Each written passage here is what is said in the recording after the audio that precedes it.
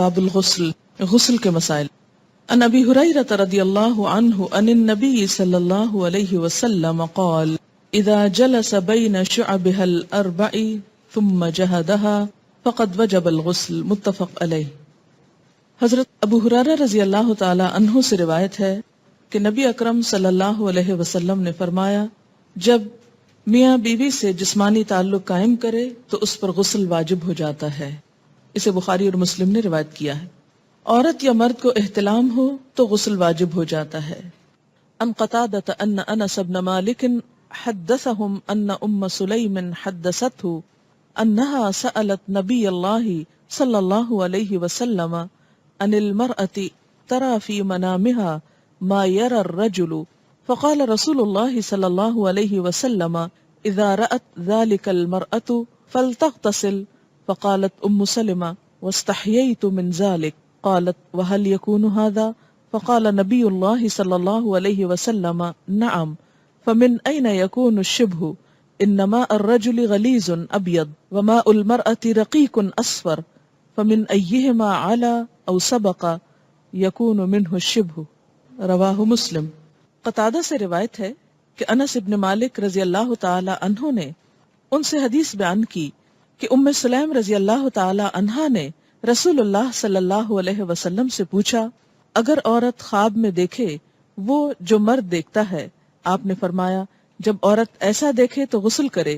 ام سلمہ رضی اللہ تعالی عنہا نے کہا کہ مجھے شرم آئی، میں نے کہا ایسا کیا ہوتا ہے؟ یعنی عورت کو بھی احتلام ہوتا ہے؟ رسول اللہ صلی اللہ علیہ وسلم نے فرمایا بے شک ایسا ہوتا ہے، ورنہ بچہ عورت کے مشابہ کیوں کر ہوتا ہے؟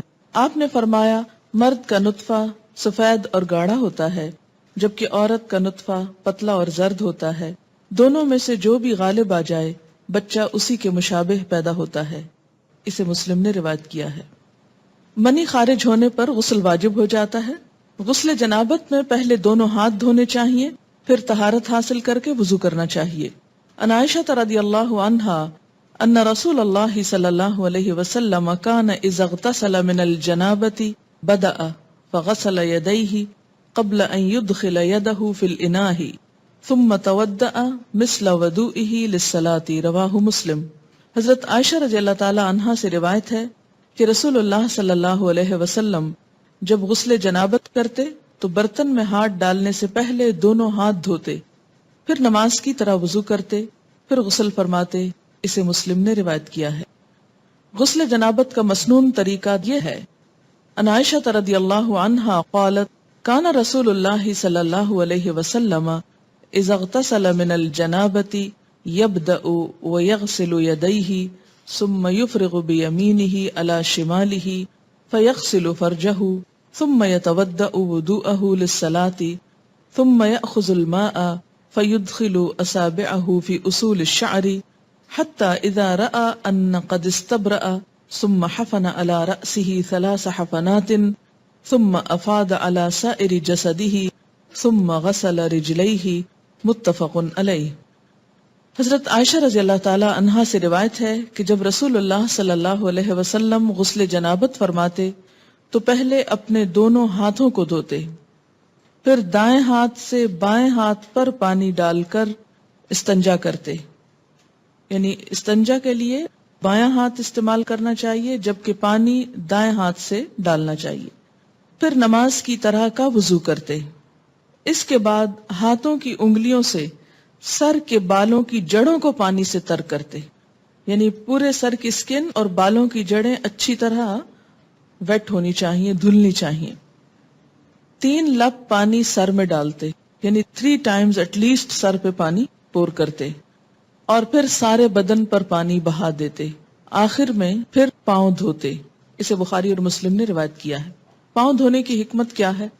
اس لیے کہ کچی زمین ہوتی تھی اور نہاتے وقت پانی جب زمین پہ پڑتا تو چھینٹے دوبارہ پاؤں پنڈلیوں تک آ جاتے، تو اس سے آخر میں پھر پاؤں دھو لیتے اور مکمل طور پر پاک ہو جاتے۔ تو ترتیب کیا ہوئی؟ پہلے دونوں ہاتھ دھونا۔ ہاتھ کیوں دھونے کی ضرورت ہے؟ اس لیے کہ ہاتھ اگر کسی بھی ناپاک چیز کو لگے ہیں تو ہاتھ صاف کر لیے جائیں، اور صاف کرتے وقت برتن کے اندر ہاتھ ڈال کے ہاتھ نہیں دھوئے جائیں گے بلکہ برتن کو انڈیل کر اس سے پانی لے کر ہاتھ دھوئے جائیں گے. اور یہ بھی یاد رکھیے کہ اس دور میں ضروری نہیں تھا کہ ہر ایک کے پاس مگ اور پراپر نہانے کا سامان یا شاور ہو، اس لیے عموماً مٹی کے برتنوں میں کھلے یا حوض یا گھڑے کی طرح کے برتنوں میں پانی ہوتا تھا. آج بھی بہت سے دیہات اور گاؤں میں پسماندہ علاقوں میں پانی رکھنے کا یہی انتظام ہوتا ہے. تو اس میں آپ صلی اللہ علیہ وسلم نے اتنا آسان اور فطری طریقہ بتایا کہ جو ہر ایک کی ریچ میں ہو، ہر ایک کے بس میں ہو. ہاتھ دھونے کے بعد استنجا، اور استنجا کرنے کے بعد پورا وضو کرنے کے بعد سر کے اوپر اچھی طرح پانی بہانا، اس طرح کے بالوں کی جڑیں تر ہو جائیں. کوئی اگر چیز ایسی لگی ہوئی ہو کہ جس سے اسکن تک پانی نہیں پہنچتا تو اس چیز کو کھرچنا اور صاف کرنا ضروری ہے. مثلا اگر چنگم لگ گئی ہے کہیں یا کوئی اور پینٹ لگ گیا ہے تو اسکن سے اس کا ہٹانا ضروری ہے تاکہ اسکن تک پانی پہنچے. اس کے بعد پورے جسم پہ پانی بہا لیا اور پھر آخر میں پاؤں دھو لیے. لیکن اگر واش روم ایسا ہے کہ جس میں چھینٹے پلٹنے کا ڈر نہیں، ویسے جیسا بھی ہو کچھ نہ کچھ چھینٹے تو پلٹ ہی آتے ہیں، تو اس لیے اگر پاؤں بعد میں دھو لیے جائیں تو انسان کو مکمل طور پر پاکی کا احساس ہو جاتا ہے. غسل جنابت میں پانی سر کے بالوں کی جڑوں تک پہنچنا چاہیے. ان ثوبان رضی اللہ عنہ انہ مستفت النبی صلی اللہ علیہ وسلم عن ذلک فقال اما الرجل فلینشر رأسہ فلیغسلہ حتی یبلغ اصول الشعر واما المرأة فلا علیہا ان لا تنقضہ لتغرف على رأسها 3 غرفات بکفها. رواہ ابو داود.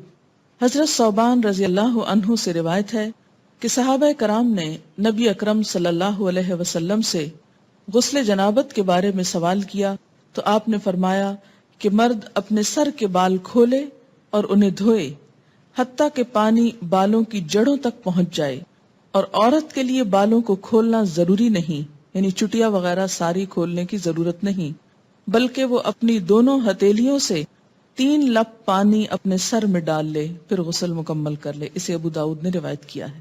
اس سے کیا پتہ چلتا ہے کہ سارے بال دھونا ضروری نہیں بلکہ سر کی سکن اور جڑیں بھگونا ضروری ہے، اور اس میں کوئی ایک بال برابر جگہ بھی خشک نہیں رہنی چاہیے. جہاں لمبے بالوں کا تعلق ہے یا لمبی چوٹی کا تعلق ہے تو وہ ایک طرف کو کر کے، یا یہ ہے کہ اگر پیچھے ہیں تو سر آگے کو کر کے دونوں ہاتھوں کو ملا کے، اس کو لپ بولتے ہیں نا، تو دونوں ہاتھوں کو ملا کے پانی اٹھا کے اچھی طرح اس سے سر کو مل لیا جائے. نیل پالش یا کوئی دوسری ایسی چیز جو جسم تک پانی نہ پہنچنے دے، اسے دور کیے بغیر غسل مکمل نہیں ہوتا، یعنی پاکی حاصل نہیں ہوتی. غسل جنابت کے لیے پانی میسر نہ ہو تو غسل کی نیت سے کیا ہوا تیمم ہی کافی ہے. ان عمران ابن حسین رضی اللہ عنہما ان رسول اللہ صلی اللہ علیہ وسلم رأى رجلا معتزلا لم يصلي في القوم فقال يا فلان ما منعك ان تصلي في القوم فقال يا رسول الله صلى الله عليه وسلم اصابتني جنابة ولا ماء قال عليك بالسعيد فانه يكفيك. رواه البخاری. حضرت عمران بن حسین رضی اللہ عنہ سے روایت ہے کہ رسول اللہ صلی اللہ علیہ وسلم نے ایک آدمی کو دیکھا جو الگ بیٹھا تھا اور لوگوں کے ساتھ نماز نہیں پڑھی تھی. آپ نے فرمایا اے فلاں آدمی تو نے لوگوں کے ساتھ نماز کیوں نہیں پڑھی؟ اس نے عرض کیا میں جنبی ہوں اور پانی بھی میسر نہیں. رسول اللہ صلی اللہ علیہ وسلم نے فرمایا پاک مٹی سے تیمم کر لو، وہی غسل جنابت اور وضو کے لیے کافی ہے. اسے بخاری اور مسلم نے روایت کیا. اسی طرح بسا اوقات پیریڈز میں جب نہانا واجب ہوتا ہے پاک ہونے کے بعد، اور انسان بخار کی شدید کیفیت میں مثلا نہا نہیں سکتا یا کسی اور ایسی تکلیف یا بیماری میں ہے، تو اس میں بھی صرف تیمم کافی ہے، اور وہ تیمم 2 دفعہ کرنے کی ضرورت نہیں. ایک ہی تیمم غسل اور وضو دونوں کے قائم مقام ہو جائے گا. حیض ختم ہونے کے بعد غسل کرنا واجب ہے. یعنی اب کون کون سی چیزیں غسل کو واجب کر رہی ہیں ان سب کا یہاں ذکر کیا جا رہا ہے. ان عائشہ رضی اللہ عنہا ان فاطمہ بنت ابی حبیش كانت تستحاض فسألت النبي صلی اللہ علیہ وسلم فقال ذلك عرق وليست بالحيضة فإذا أقبلت الحيضة فدع الصلاة وإذا أدبرت فاغتسلي وصلي. رواہ البخاری. حضرت عائشہ رضی اللہ تعالی عنہا سے روایت ہے کہ حضرت فاطمہ بنت ابی حبیش رضی اللہ عنہا کو استحاضہ کی شکایت تھی. انہوں نے رسول اللہ صلی اللہ علیہ وسلم سے مسئلہ پوچھا تو آپ نے فرمایا یہ ایک رگ کا خون ہے، حیض کا نہیں. جب حیض شروع ہو تو نماز چھوڑ دو، جب ختم ہو جائے تو غسل کر کے نماز شروع کر دو. اسے بخاری نے روایت کیا ہے. تو استحاضہ کا جو سورس ہے وہ حیض کے سورس سے مختلف ہے. استحاضہ ایسے جیسے جسم کے کسی بھی اور حصے سے خون نکلنا. استحاضہ کی مریض خاتون کو حسب عادت حیض کے ایام شمار کر کے غسل کرنا چاہیے.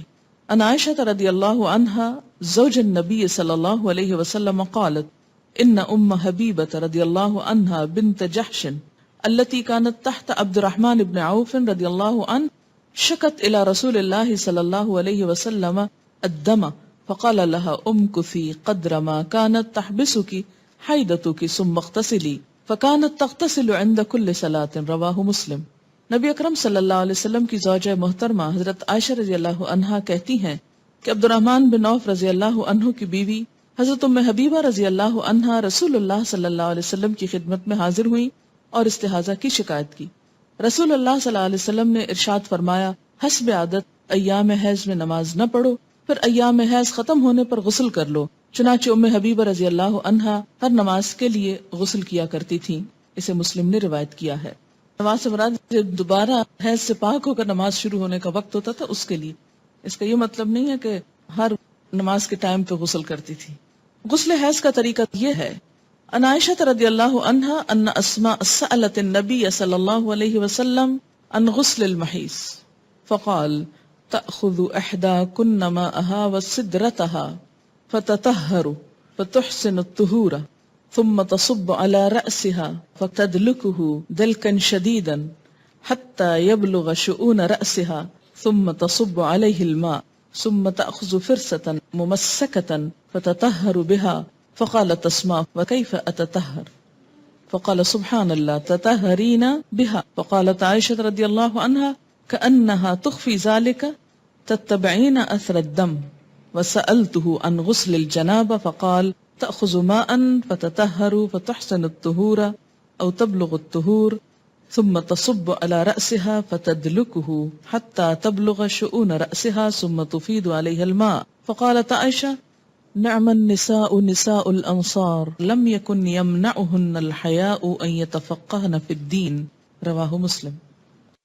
حضرت عائشہ رضی اللہ عنہا سے روایت ہے کہ حضرت اسماء رضی اللہ تعالی عنہا نے نبی اکرم صلی اللہ علیہ وسلم سے غسل حیض کے بارے میں سوال کیا کہ کیسے نہانا چاہیے اس کے بعد. تو آپ نے فرمایا پہلے پانی میں بیری کے پتے ڈال کر اچھی طرح حیض کے خون سے پاکی حاصل کر لو. یہ بیری کے پتوں کی ضرورت اس لیے کہ اس دور میں صابن کی ایسی صورت اور قسمیں موجود نہ تھی. مراد جس سے یہ کہ اچھی طرح صفائی حاصل کرنے کے لیے کہ سب میل کچیل دور ہو جائے اس پانی سے نہاؤ. اب دیکھیے کہ مردے کو نہلانے کے لیے بھی بیری کے پتے ڈال کر پانی کو بوائل کیا جاتا ہے اور اس سے نہلایا جاتا ہے. اور اس میں بھی ایک اب تو صابن استعمال کر لیا جاتا ہے لیکن دیہاتوں وغیرہ میں اب بھی لوگ اسی پانی سے نہلاتے ہیں. تو ایک طرح سے جراثیم کش محلول بن جاتا ہے اور ہر قسم کی نجاست کو جسم سے دھو ڈالتا ہے. اب یوں سمجھے کہ لیکوڈ سوپ کی طرح کا ہے. پھر سر پہ پانی ڈالو. یہ مراد اس سے یہ ہے کہ جہاں جہاں نجاست ہے اچھی طرح جسم کو مل کے دھو لو. پھر سر پہ پانی ڈالو اور خوب اچھی طرح ملو تاکہ پانی بالوں کی جڑوں تک پہنچ جائے. پھر سارے بدن پر پانی بہاؤ. پھر خوشبو لگی ہوئی روئی کا پھاہا لے کر اس سے پاکی حاصل کرو. یعنی جسم سے ساری اسمیل دور کرنے کے لیے کیا کرو؟ روئی کو خوشبو لگا کر اسے جسم پر لگاؤ تاکہ خون کی ساری نجاست کا اثر اور اسمیل اور گندگی دور ہو جائے. آج کے دور میں بھی اگر ایسا کیا جائے تو بہت اچھا ہے، لیکن صابن وغیرہ بھی خوشبودار جو ہوتا ہے اس سے یہ کام لیا جا سکتا ہے. اس سے آپ اندازہ لگائیں نا کہ اسلام پاکیزگی، طہارت، صفائی ستھرائی اور خصوصاً ایک عورت سے اچھی اسمیل آنے کی طرف کتنا متوجہ کرتا ہے. بہت سے ازدواجی زندگیوں میں جھگڑے محض اس لیے ہوتے ہیں کہ عورتیں اپنی کیئر نہیں کرتی اور خصوصاً جو نجاست سامنے نظر نہیں آتی اس کے بارے میں بہت کیئر لیس ہوتی. تو یہ چیز درست نہیں. اس لیے آپ دیکھیں کہ اللہ کے رسول صلی اللہ علیہ وسلم نے اگرچہ مسئلے میں کتنی حیا ہے لیکن اس کے باوجود اچھی طرح کھول کے بات سمجھائی تاکہ کوئی بھی ابہام نہ رہے. حضرت اسماء رضی اللہ تعالی عنہا نے عرض کیا روئی کے پاہے سے پاکی کس طرح؟ یعنی کاٹن بڈ سے کس طرح؟ آپ صلی اللہ علیہ وسلم نے فرمایا سبحان اللہ، پاکی حاصل کرو. یعنی اب آپ اس سے زیادہ اور کیا ڈیٹیل بتاتے؟ یعنی اٹس انڈرسٹوڈ کہ روئی کے اوپر خوشبو لگا کے جسم کے اس حصے پہ لگاؤ کہ جہاں نجاست کے اثرات رہے ہیں تاکہ وہ سب کچھ دور ہو جائے. حضرت عائشہ رضی اللہ عنہا نے آہستہ سے بتایا کہ حیض کی جگہ پر لگاؤ. پھر حضرت اسماء نے غسل جنابت کا سوال کیا تو آپ صلی اللہ علیہ وسلم نے فرمایا پہلے پانی سے اچھی طرح استنجا کرو، پھر سر پر اچھی طرح پانی ڈال کر ملنا چاہیے تاکہ پانی بالوں کی جڑوں تک پہنچ جائے، پھر پورے بدن پر پانی ڈالو. حضرت عائشہ رضی اللہ تعالی عنہا کہتی ہیں کہ انصار کی عورتیں بھی کیا خوب عورتیں ہیں کہ دین کی باتیں پوچھنے میں شرم محسوس نہیں کرتی. اسے مسلم نے روایت کیا. عورت کے سر کے بالوں کی جڑوں میں چوٹی کھولے بغیر پانی پہنچ سکے تو چوٹی کھولنا ضروری نہیں، لیکن اگر نہ پہنچ سکے تو کھولنا ضروری ہے، کیونکہ بعض ممالک میں خواتین کے بال مثلا افریقن کنٹریز میں آپ نے دیکھا ہوگا اتنے تھک ہوتے ہیں کہ آسانی سے انگلی ان میں سے نہیں گزرتی، اور بعض چوٹیاں اس طرح جیسے ہمارے ہاں فرنٹیئر کے علاقے میں اتنی باریک باریک بالوں سے بنائی بھی ہوتی ہیں اور ان کو آپس میں پھر ان کے ڈیزائن بنے ہوئے ہوتے ہیں، اور بعض اوقات وہ اس طرح چپکا بھی دی جاتی ہیں کہ جس سے سکن تک پانی ڈائریکٹ نہیں پہنچ سکتا. تو ایسی صورت میں پھر ان مینڈیوں کو کھول دینا چاہیے. ان ام سلمہ رضی اللہ عنہا قالت قلت یا رسول اللہ صلی اللہ علیہ وسلم ان امرأة اشد ضفر رأسی افانقضه لغسل الجنابہ قال لا انما يكفيك ان تحسي على رأسك 3 حسيات ثم تفيدين عليك الماء فتطهرين رواہ مسلم. ام سلمہ رضی اللہ عنہا کہتی ہیں کہ میں نے عرض کیا یا رسول اللہ صلی اللہ علیہ وسلم میں اپنے سر پر چوٹی باندھتی ہوں، کیا غسل جنابت کے لیے کھول دیا کروں؟ آپ نے فرمایا نہیں، سر پر 3 لب پانی ڈال لینا کافی ہے اور اس کے بعد سارے بدن پر پانی بہا کر پاک ہو سکتی ہو. اسے مسلم نے روایت کیا ہے. ان عائشہ رضی اللہ عنہا ان النبی صلی اللہ علیہ وسلم قال لها وكانت حائضا انقضی شعرک واغتسلی رواہ ابن ماجہ. حضرت عائشہ رضی اللہ تعالی عنہا سے روایت ہے کہ جب وہ غسل حیض کرنے لگیں تو آپ صلی اللہ علیہ وسلم نے فرمایا اپنے بال کھول لو اور غسل کرو. اسے ابن ماجہ نے روایت کیا. ینگ تھی، ان کے بال ہو سکتا بہت تھک ہو. حضرت ام سلمہ ایجڈ تھیں، 4 بچوں کی ماں تھی، بال ایک ایک بچے کے بعد جھڑتے گئے اور ہلکے ہو گئے، اس لیے ان کے لیے کافی تھا کہ وہ پانی ڈال لیں. لیکن حضرت عائشہ کو آپ نے کچھ اور بتایا اس لیے کہ ان کے بال تھک ہوں گے. اگر کوئی آپ کو یہ آ کے کہے اور لوگ کہیں گے کہ دیکھیں کتنی کنٹراڈکشن ہے حدیث میں، ایک حدیث میں لکھا یہ کر لو اور ایک میں لکھا وہ کر لو، لیکن دونوں مختلف مواقع پر 2 فتوے کیوں دیے گئے؟ اس لیے کہ دونوں کے حالات مختلف ہیں. اب ہر شخص اپنے آپ کو دیکھے کہ وہ کہاں فٹ ہوتا ہے. اگر آپ کے بال اس نوعیت کے ہیں کہ پانی اندر آسانی سے چلا جاتا ہے، ہلکے ہو چکے ہیں، پڑھ پڑھ کے اڑ گئے ہیں تو اس میں کیا ہے، آپ کے لیے آسانی ہو گئی. لیکن اگر ابھی تک آپ ینگ ہیں، ماشاءاللہ خوب بالوں والے ہیں، تو پھر آپ بال کھول کے اچھی طرح سر دھوئیں. غسل حیض یا غسل جنابت یا عام غسل کے دوران کلمہ شہادت پڑھنا یا ایمان کی صفات پڑھنا سنت سے ثابت نہیں. یعنی غسل اور طہارت کا تعلق پراپر طریقے سے ہے کہ پانی پورے جسم کو پہنچ جائے اور کوئی جگہ خشک نہ رہے. زبان سے کچھ بھی پڑھنے کی ضرورت نہیں. جمعے کے روز غسل کرنا مسنون ہے، پسندیدہ ہے. ان ابن عمر رضی اللہ عنہما قال قال رسول اللہ صلی اللہ علیہ وسلم اذا جاء احدکم الجمعة فلیغتسل متفق علیہ. حضرت عبداللہ بن عمر رضی اللہ عنہما کہتے ہیں کہ رسول اللہ صلی اللہ علیہ وسلم نے فرمایا جب کوئی نماز جمعہ کے لیے آئے تو غسل کر کے آئے. اسے بخاری اور مسلم نے روایت کیا ہے کیونکہ ایک بڑی گیدرنگ ہوتی تھی اور اس میں لوگوں کو ایک تکلیف ہوتی تھی پسینے وغیرہ کی بو سے، جب تک کہ دوسرے صاف ستھرے ہو کرنا. ابتداء میں آپ صلی اللہ علیہ وسلم نے اس کو لازم کر دیا، لیکن بعد میں جب لوگ عادی ہو گئے تو پھر اس کے بعد اتنی سختی نہیں کی جاتی تھی. میت کو غسل دینے کے بعد غسل کرنا مستحب ہے، لازم نہیں، فرض نہیں، پسندیدہ ہے. مسنون جو ہے اس کا درجہ مستحب سے زیادہ ہے. ان ابی ہریرہ رضی اللہ عنہ قال قال النبی صلی اللہ علیہ وسلم من غسلہ الغسل ومن حملہ الوضوء رواہ الترمذی. حضرت ابو ہریرہ رضی اللہ تعالی عنہ فرماتے ہیں کہ نبی صلی اللہ علیہ وسلم نے فرمایا میت کو غسل دینے کے بعد غسل ہے اور میت اٹھانے کے بعد وضو ہے. اسے ترمذی نے روایت کیا ہے. غیر مسلم اسلام قبول کرے تو اس پر غسل کرنا واجب ہے. اب ایک اور ٹرم آگے. ان قیس بن عاصم رضی اللہ عنہ انہ اسلم فامرہ النبی صلی اللہ علیہ وسلم ان یغتسل بماء وسدر رواہ احمد و ابو داود والنسائی والترمذی. حضرت قیس بن عاصم رضی اللہ عنہ کہتے ہیں کہ جب وہ اسلام لائے تو نبی اکرم صلی اللہ علیہ وسلم نے انہیں پانی اور بیری کے پتوں سے غسل کرنے کا حکم دیا. اسے احمد، ابو داؤد، نسائی، ترمذی نے روایت کیا. کیوں؟ اس لیے کہ اس کے بعد مثلا ایک شخص دن کے 10 بجے کلمہ پڑھتا ہے، چند گھنٹے 2-3 گھنٹے کے بعد ظہر کی اذان ہو جاتی. اب اس کے لیے کیا لازم ہے کہ وہ نماز پڑھے. نماز نہیں ہوتی جب تک کہ انسان صحیح طور پر پاک نہ ہو. پاک ہونے کے لیے غسل ضروری ہے. اس لیے مسلمان ہونے پر غسل لازم ہے تاکہ عبادات صحیح طور پر ادا ہو سکے. غسل کے لیے پردے کا اہتمام کرنا ضروری ہے. ان یعلا بن امیہ رضی اللہ عنہ ان رسول اللہ صلی اللہ علیہ وسلم رأى رجلا يغتسل بالبراز فصعد المنبر فحمد الله واثنى عليه وقال ان الله عز وجل حليم حي ستير يحب الحياء والستر فاذا اغتسل احدكم فليستتر. رواه ابو داود والنسائی. حضرت یعلا بن امیہ رضی اللہ عنہ سے روایت ہے کہ رسول اللہ صلی اللہ علیہ وسلم نے ایک شخص کو کھلے میدان میں برہنہ نہاتے دیکھا تو آپ صلی اللہ علیہ وسلم ممبر پر تشریف لائے، اللہ کی حمد و ثنا کی اور فرمایا اللہ عز و جل بڑا حوصلے والا اور شرم والا ہے، حجاب اور حیا کو پسند فرماتا ہے، لہٰذا جو کوئی غسل کرنا چاہے پردہ کر کے غسل کرے. اسے ابو داؤد اور نسائی نے روایت کیا ہے.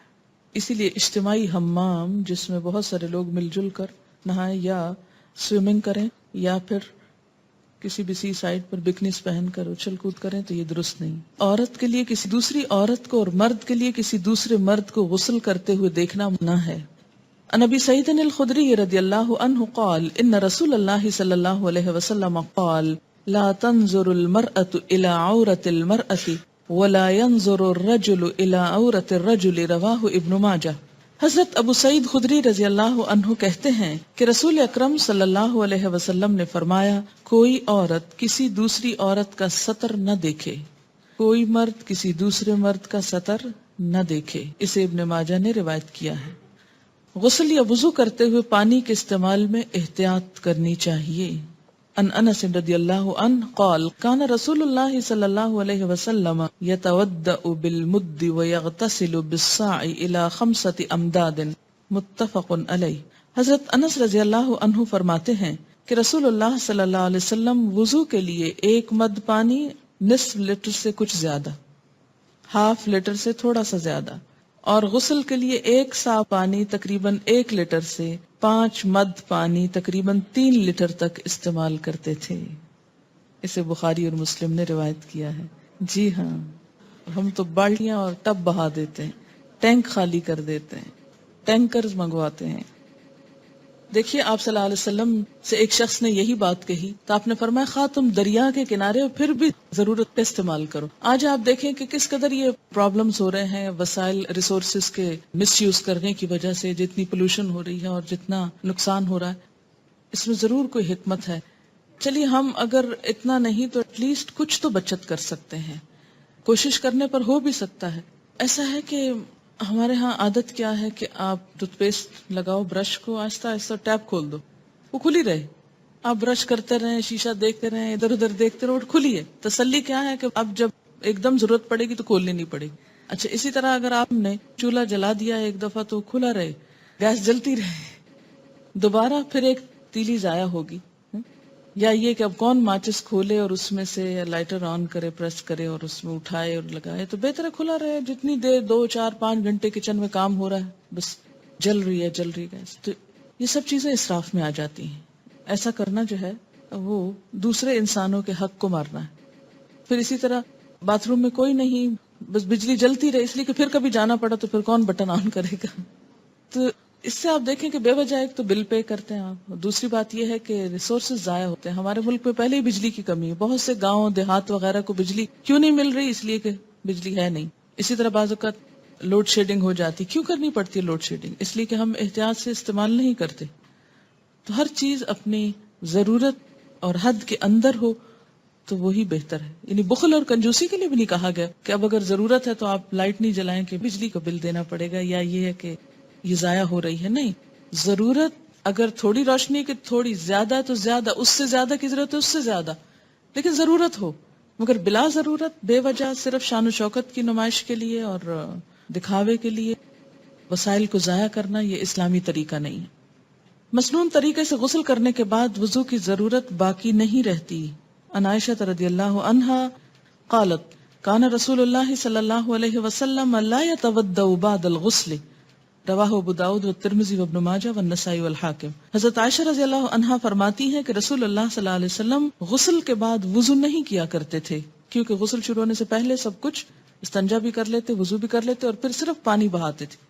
اسے ابو داؤد، ترمذی، ابن ماجہ، نسائی اور حاکم نے روایت کیا. اس سے کیا پتہ چلتا ہے کہ انسان اس کے بعد اگر نماز پڑھنا چاہے تو نماز بھی پڑھ سکتا ہے. ہمارے ہاں تو یہ تصور ہے نا کہ سر سے دوپٹہ اترا تو وضو ٹوٹ جائے گا، یا یہ ہے کہ اگر کپڑے چینج کیے تو وضو ٹوٹ جائے گا.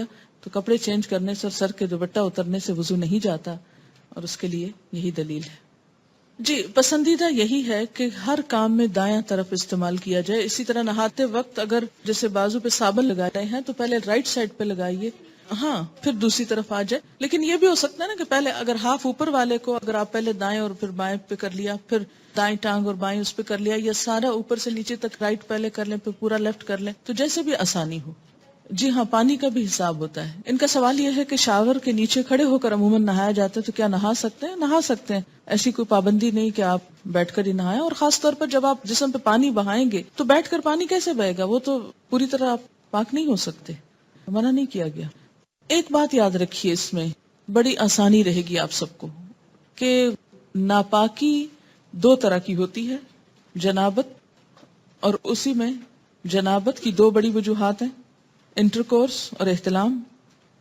یہ جنابت میں آ جاتی ہیں دونوں چیزیں، ٹھیک ہے، یہ غسل کو واجب کرتی ہیں. اور دوسری بڑی ناپاکی کیا ہے؟ حیض.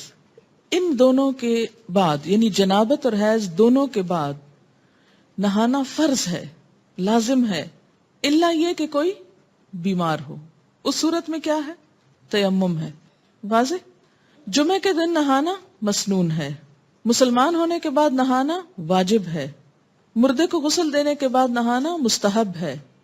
عام طور پر پاکیزگی اور صفائی ستھرائی کے لیے نہانا بھی مستحب ہے، اچھا ہے، انسان کی کیفیت زیادہ بہتر ہوتی ہے بنسبت اس کے کہ انسان میلا کچیلا رہے. اتنی بات سمجھ میں آ گئی؟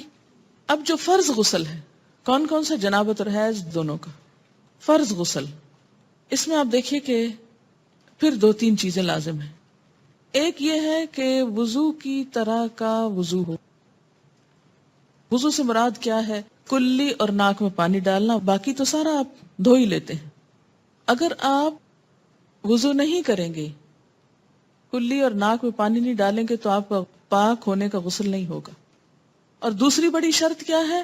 سارے جسم پہ پانی بہانا، کہ ایک بال جتنی جگہ بھی خشک نہ رہے. اگر کوئی چیز بھی جسم کو لگی ہوئی ہے تو اس کو اتار دیجئے، ہٹا دیجئے، صاف کر دیجئے. اور اس کے بعد بعض اوقات لوگ نیل پالش وغیرہ اتارتے ہیں، لیکن کیا ہوتا ہے سامنے سے اتار دیتے اور باریک حصے نہیں دیکھتے کہ جو اندر تک لگی ہوئی ہوتی. اسلام نیل پالش کا دشمن نہیں ہے. اگر آپ نے آٹا گوندا ہے اور آٹا آپ کے ہاتھوں کے ساتھ سوکھ کے اندر کو ناخنوں میں لگ گیا ہے اور وہ نہیں آپ نے اتارا اور آپ نہا چکے تو اس سے آپ کا غسل نہیں ہوتا. ٹھیک ہے.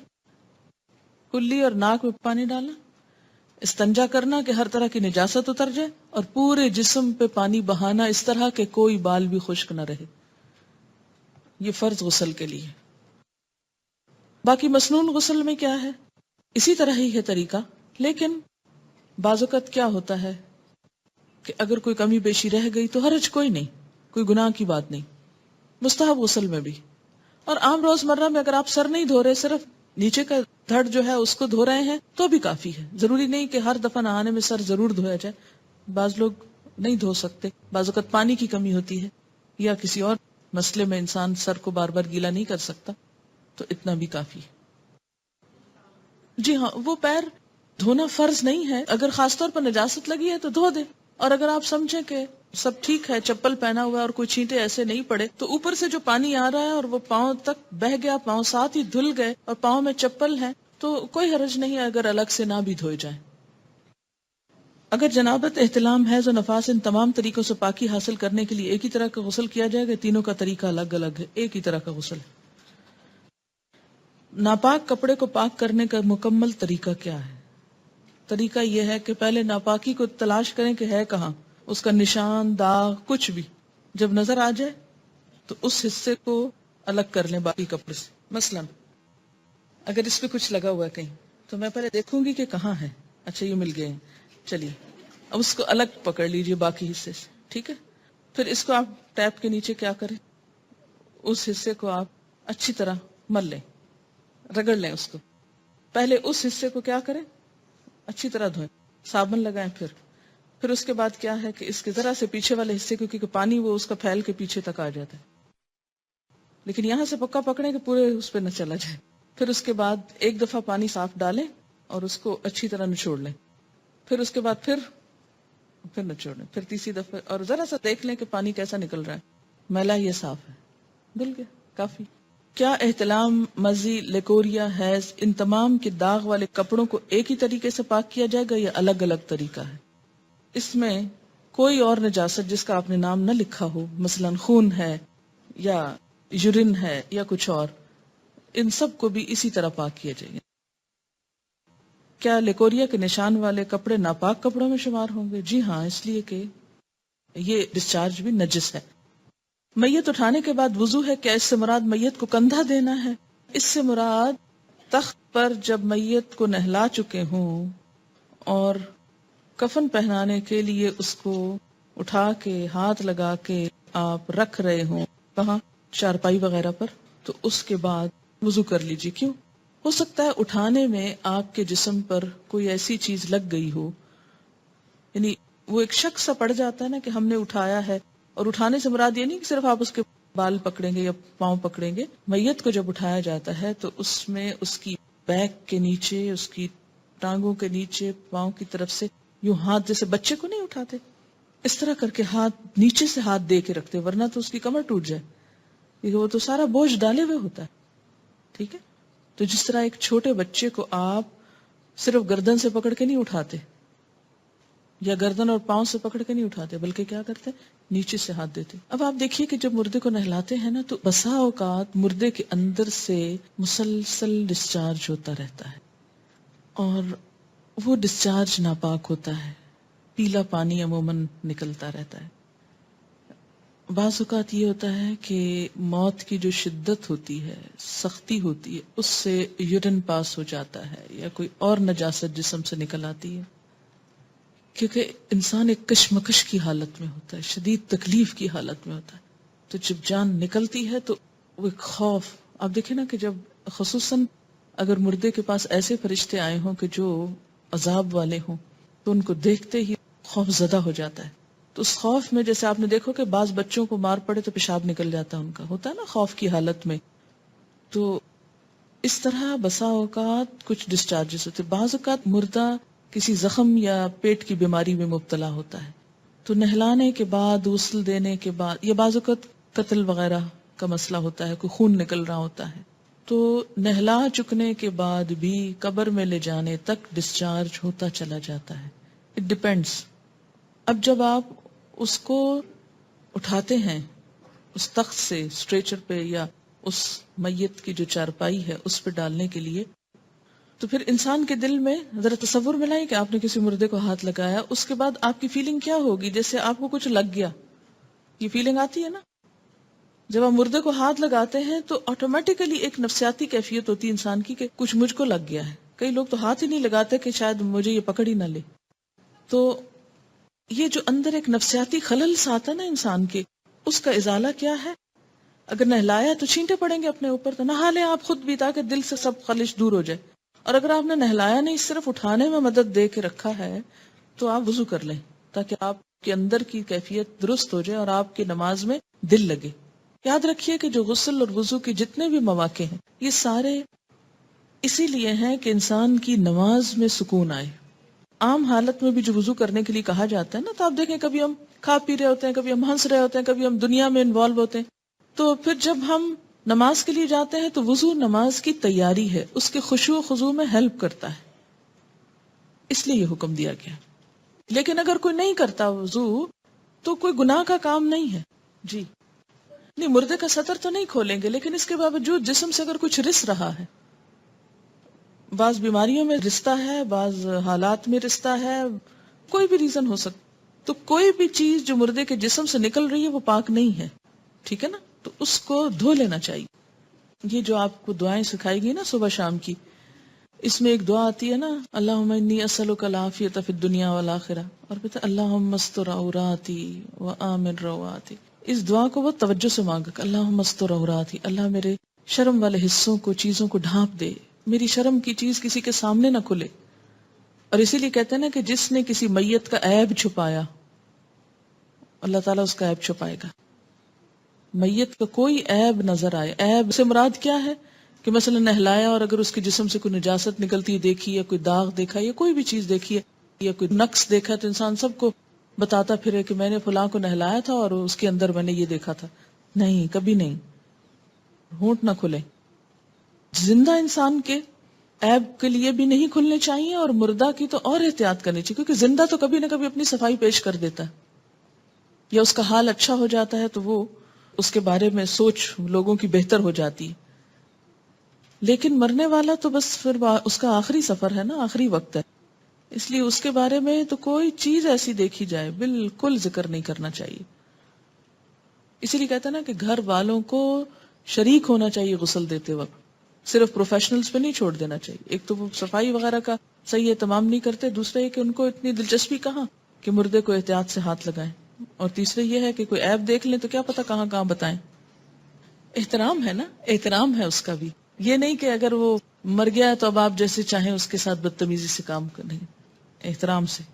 کیا ڈاکٹر سے اندرونی چیک اپ کے بعد نہانا چاہیے؟ نہیں، اس سے نہانے کی ضرورت نہیں ہے، لیکن وضو کرنا ہوگا. کیا دوران حیض نہانا منع ہے؟ کوئی منع نہیں ہے. ڈیورنگ پیریڈز نہا سکتے ہیں. It depends. بعض لوگوں کو نہانے سے تکلیف ہوتی ہے، بعض کو نہانا زیادہ اچھا رہتا ہے. اپنی اپنی عادت کے مطابق کر لیجیے. عورتوں اور مردوں کے غسل کرنے کے جو فرائض ہیں اس میں کوئی فرق نہیں. اچھا، یہ ان کو مشکل پتہ کیوں پیش آ رہی؟ اس لیے کہ بعض احادیث مکمل ہیں، بعض احادیث میں صرف ایک مسئلہ بیان کیا. تو اسی لیے میں ہمیشہ کہتی ہوں نا کہ جز کو دیکھ کر یہ نہ سمجھے کہ کل اسی کے اندر ہے. کیا ننگے بدن پہ وضو ہو جاتا ہے؟ یہ ابھی میں نے کیا کہا ہے. جنابت میں ایک ہی دن 2 بار غسل کرنا پڑ جائے تو اس کے لیے کیا رخصت ہے کہ صرف نیچے والا حصہ دھو لیا جائے؟ نہیں، کوئی رخصت نہیں ہے. جب جنابت کی حالت ہو تو نہانا ہوگا نماز کے لیے. استحاضہ کے دوران اگر مسلسل بلیڈنگ ہو رہی ہو تو ہر نماز کے وقت صرف وضو کرنا کافی ہوگا یا سینیٹری ٹاول بھی بدلنا ہوگا کیونکہ پچھلے نجس خون میں نماز نہیں ہو سکتی، الا یہ کہ آپ کسی ایسی جگہ پر ہیں کہ جہاں آپ کوئی موقع نہیں پاتے، سفر کی حالت ہے، یہ کوئی ایسی جگہ ہے کہ جہاں بہت مشکل ہے، تو پھر اس میں اللہ تعالیٰ معاف کرنے والا ہے، لیکن عام حالات میں چینج کرنا ہوگا. یہ کسی نے لکھا ہے کہ مسئلہ 105 میں جو حدیث بتائی گئی اس میں تو جینیٹکس کا بنیادی اصول لا آف ڈومیننس بتایا گیا ہے جو 19ویں صدی میں پتہ چلا، جبکہ آپ صلی اللہ علیہ وسلم نے بہت پہلے بتا دیا. یہ جو مسئلہ تھا نا، مرد عورت کے نطفے سے جو بھی غالب آئے بچہ اس کی شکل کا ہوتا ہے. مردے کو نہلانے کے بعد اگر خود نہ نہا سکیں، یعنی کوئی ایسی جگہ نہ ہو جہاں غسل کر سکے، تو کیا صرف وضو کر کے نماز پڑھ سکتے ہیں جبکہ نماز کا وقت ہو جائے، یا نماز قضا کر دیں؟ میں نے بتایا ہے کہ یہ نہانا جو ہے فرض نہیں ہے. نہا لیں تو بہت اچھا ہے، اگر نہیں نہا سکتے تو وضو کر کے نماز پڑھ لیں بس.